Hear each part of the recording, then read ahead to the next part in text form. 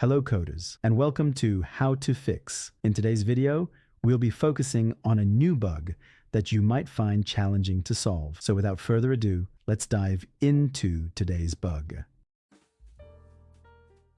First, let's run code 1 that generate the error and let's see what happens. Here's the elucidation and the resolution to the bug. Feel free to pause the video to read through the explanation.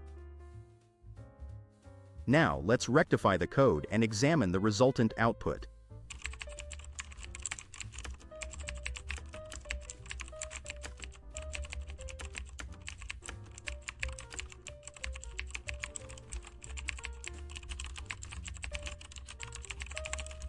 And presto, the code works perfectly and our output is just what we anticipated.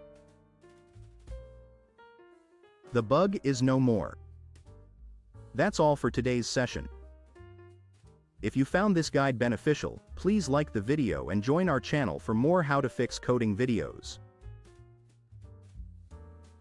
Always stay eager, continue your learning journey, and enjoy your coding experience.